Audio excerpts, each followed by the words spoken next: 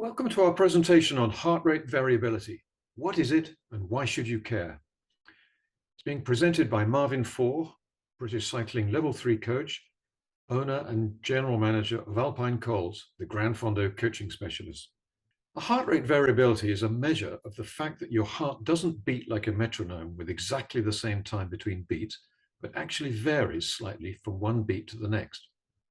Why should you care? Well, it can help you significantly increase the effectiveness of your training. You've probably heard about non-responders. These are a subset of the athletes in a research study who show no statistically significant change as a result of the training program.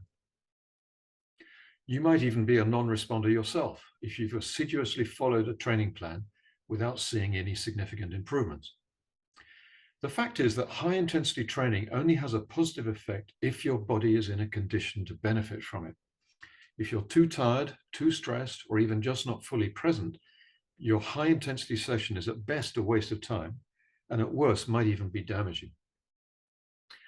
Unfortunately, a fixed training plan cannot adequately take this into account. If you're supposed to do a high-intensity session on Thursday evening, then if at all possible, you do it.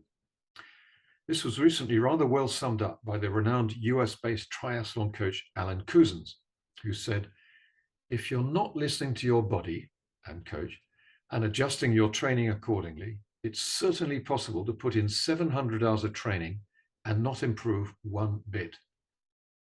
And that's based on Alan's experience over many years of coaching.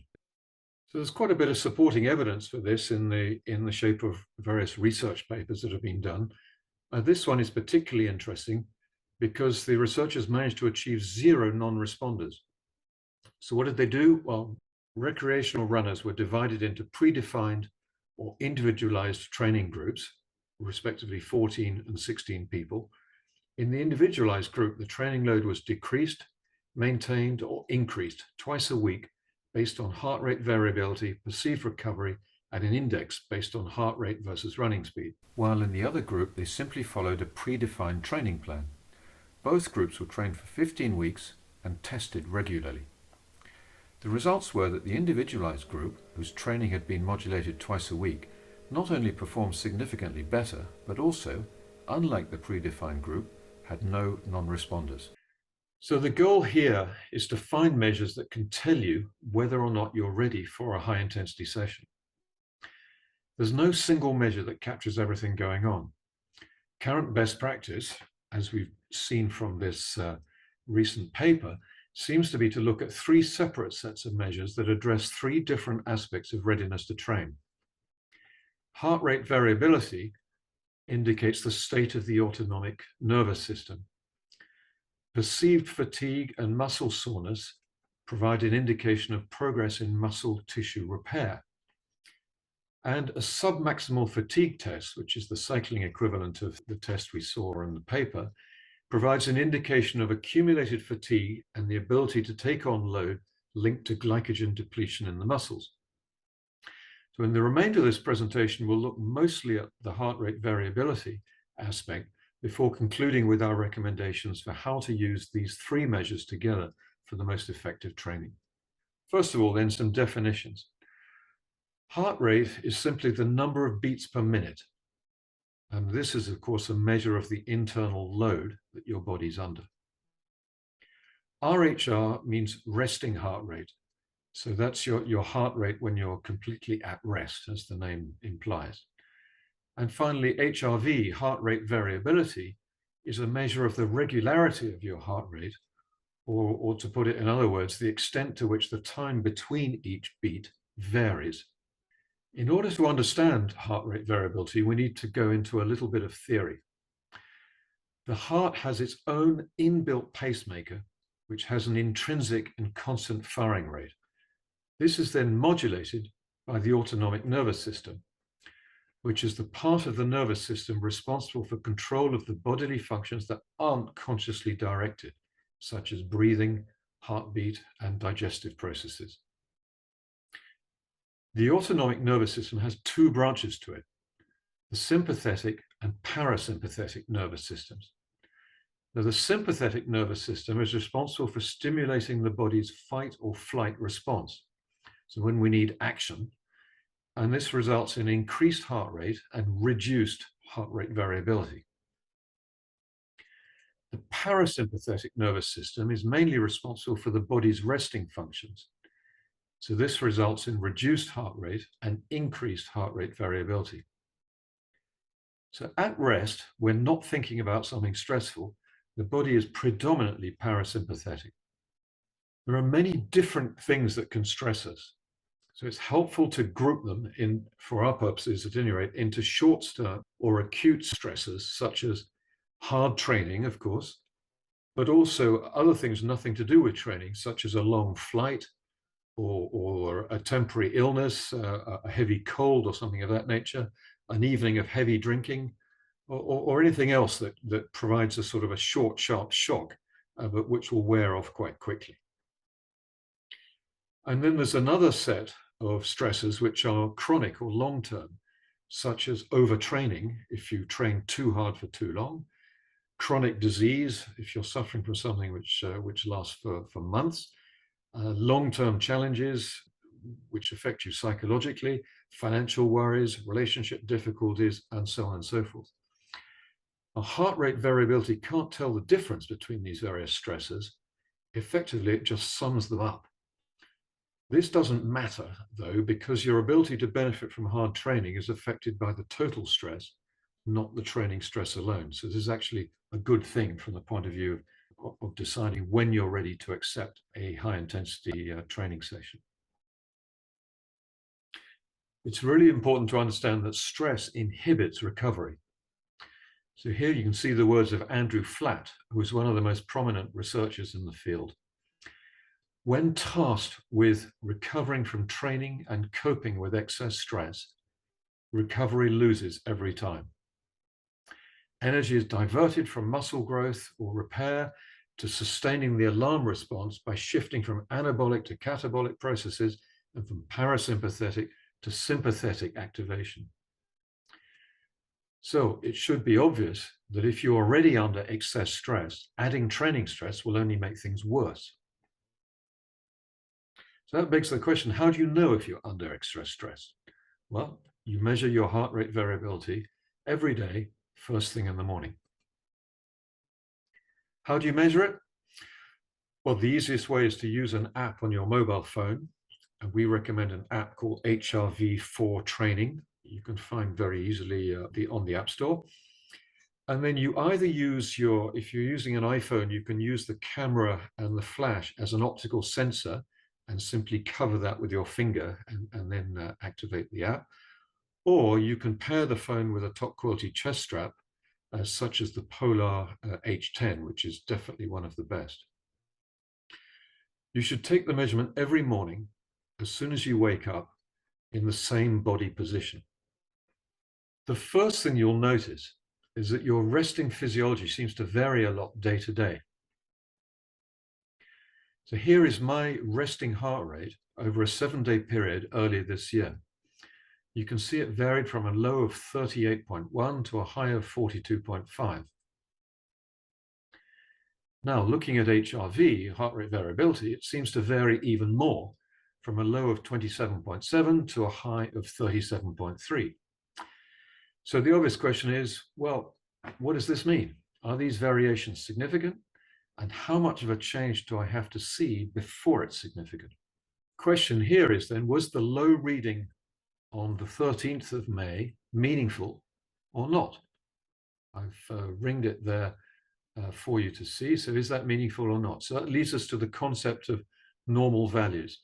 And one of the principal reasons we recommend the HRV for training app is that it calculates and displays your normal values as a range.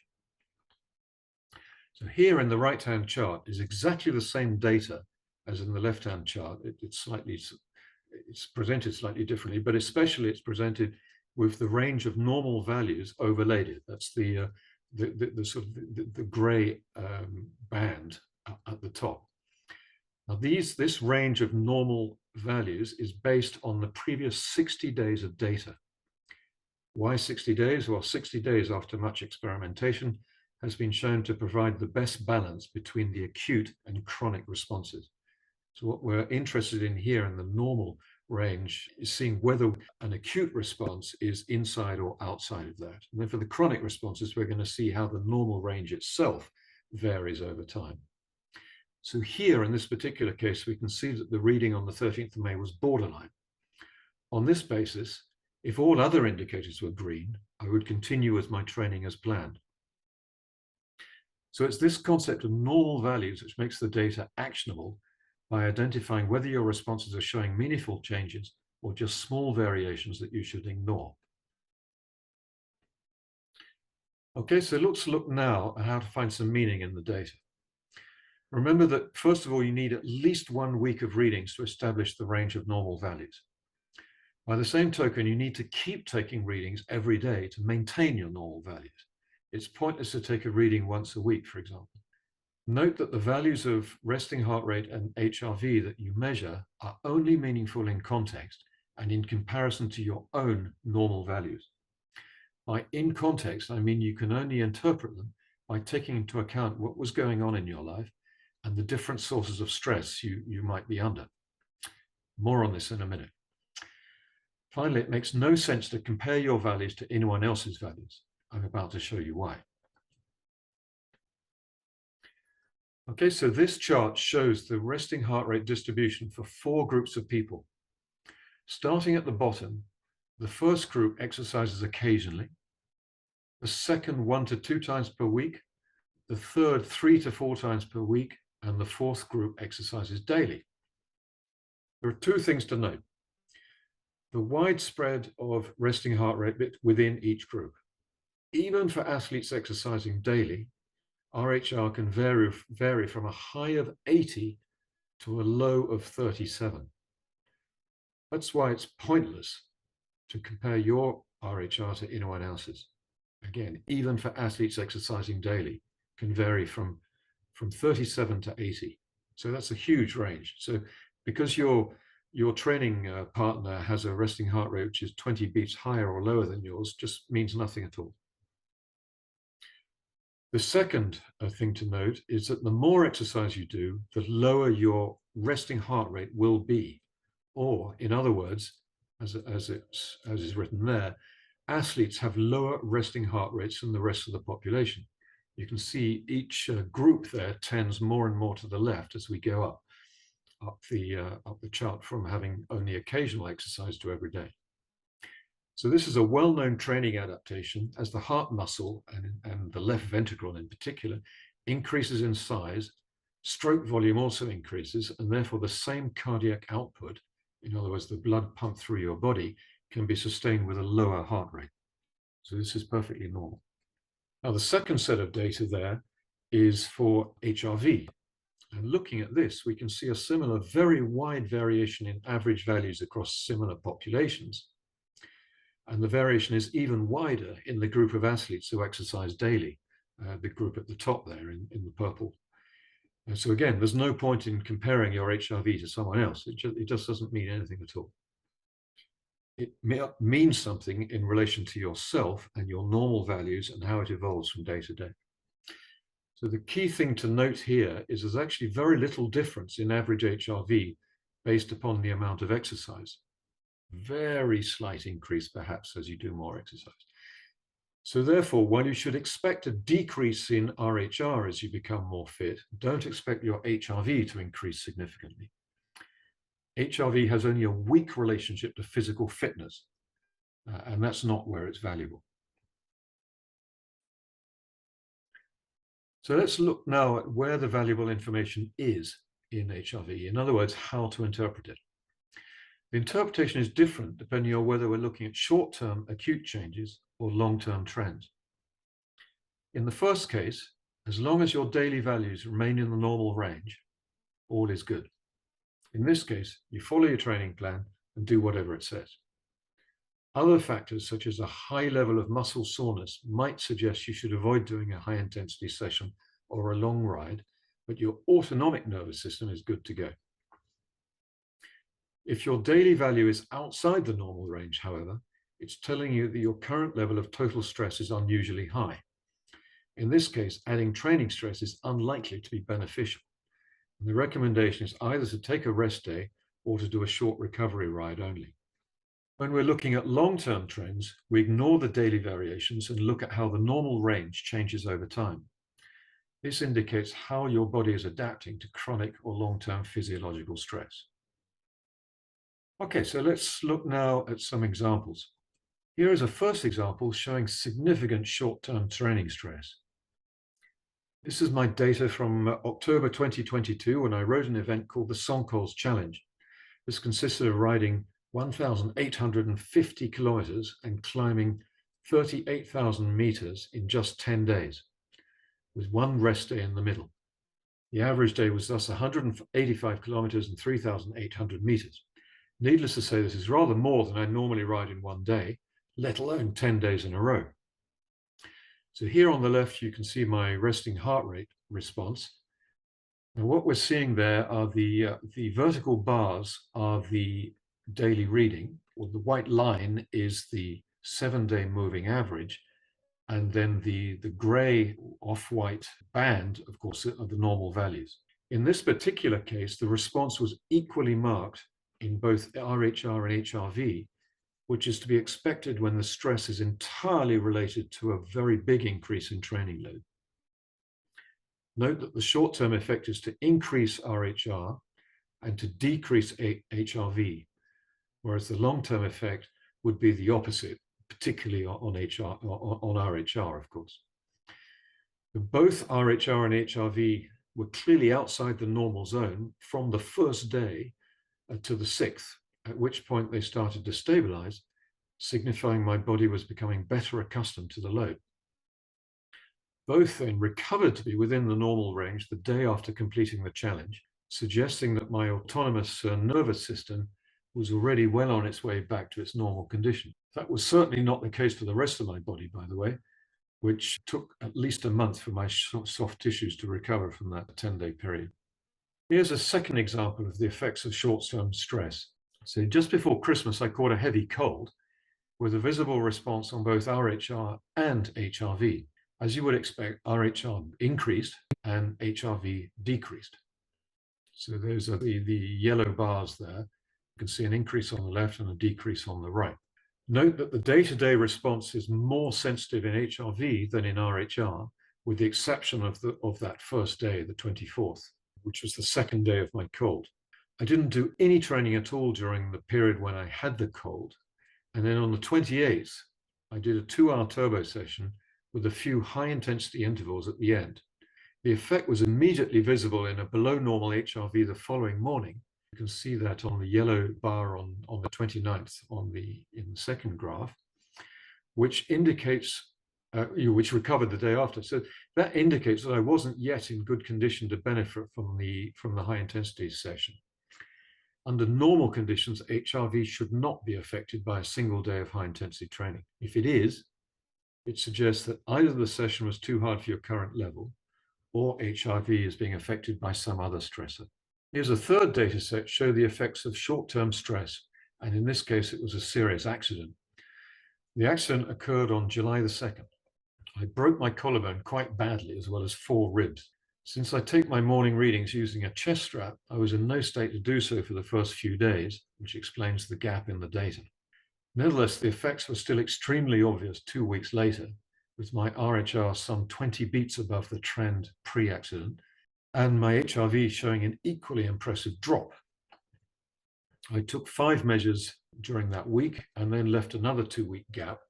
And when I started again on August the 4th, both RHR and HRV were close to the new normal range, but still some way away from the pre-accident normal range. So you can see it can take a long time to get back to normal after a major stressor. Let's take a look now at long-term trends. The data here is for the range from March the 1st to March the 15th, a period when I was training very consistently, including cycling, strength training, and swimming, averaging 16 hours per week for that whole 2.5-month period. RHR has a slight decreasing trend, while HRV has a clear increase throughout the period. This indicates that viewed over the long term, my body was tolerating the training load very well. Here's the data in my data again, in the period starting 2 months after my accident. It shows a slow positive trend in both RHR, which is reducing, and HRV, which is increasing. RHR is only a couple of beats off the pre-accident normal now. HRV is still a bit depressed. This confirms that I'm still in the recovery process, and my sympathetic nervous system is still quite active. So I'm therefore avoiding high-intensity training for the time being and concentrating on rebuilding my aerobic capacity, doing a lot of low-intensity work. Looking even longer term, many people have noted seasonal variations in HRV, typically with higher values in summer and lower values in winter. So this here is my data for the last 2 years, where the pattern of increasing in summer and decreasing in winter is clear. The peak in HRV in August, or more or less in the middle of the chart there, was due to a rare holiday when I had literally nothing to do except relax and read my bike. So stress was probably at an all-time low. That's all I wanted to say about HRV. Let's come back to this slide, which I presented in the beginning. Remember, the goal is to make sure that your high-intensity training is effective and not wasted, that you're not one of the famous non-responders. There's no single measure that captures everything going on. So the suggestion is to look at 3 measures that address these 3 different aspects of readiness to train. HRV to indicate the state of your autonomic nervous system, perceived fatigue and muscle soreness to provide an indication of progress in muscle tissue repair, and submaximal fatigue test, SFT, to provide an indication of accumulated fatigue and the ability to take on load linked to glycogen depletion in your muscles. Let's spend a couple of minutes now on the second and third measures.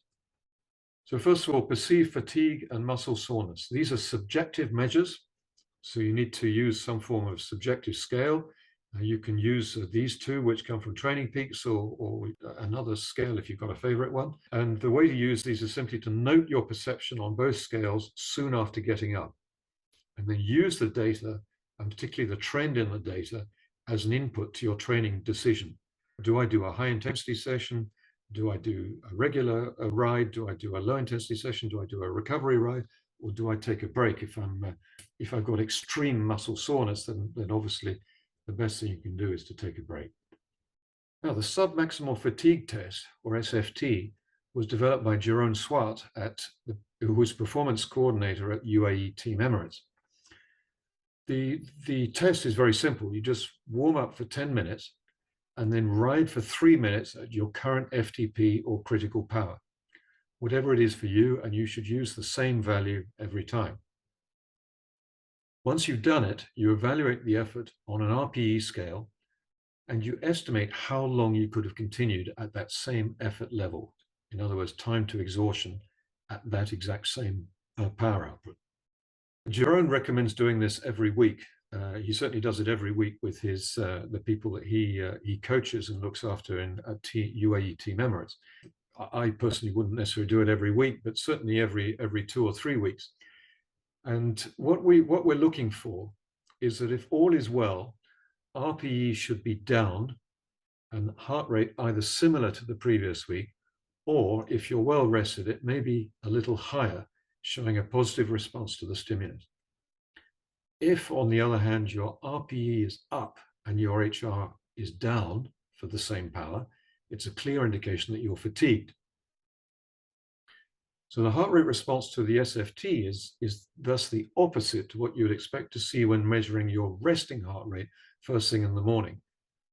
Resting heart rate should be similar or slightly lower if well rested and recovered, but higher if fatigued. So here, it's the opposite. If you're well rested, it'll be either the same or a little higher. If you're fatigued, it will be lower. Over the long term, however, and that's to say 2 or 3 months, you would expect to see a slow decline in heart rate at current FTP due to your increased fitness, as well as an increased estimate for time to exhaustion. So coming to conclusions then. Suggest you measure RHR and HRV every morning. It should only take 1 minute, and then use it to monitor your total stress and your long-term adaptation. And specifically, do not carry out a high-intensity training session when your HRV is outside your normal range, because it will provide little or no training benefit. If you want to learn more about HRV, these people are all great sources of information. Marco Altini is the founder of HRV for Training. He's a very prolific researcher and blogger in HRV. Alan Couzens is a pro triathlon coach in the US who uses HRV with all the people he coaches. Andrew Flatt is another PhD. He's an associate professor of sports science, does a lot of research with HRV. And Jeroen Zwart, a performance director at UAE Team Emirates, uses HRV with all the people he coaches.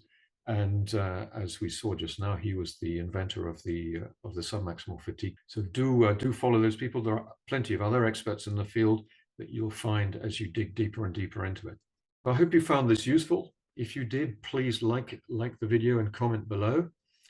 My name is Marvin Faure. I'm the owner and general manager of Alpine Cols, a group of cycling coaches specialized in Gran Fondo performance.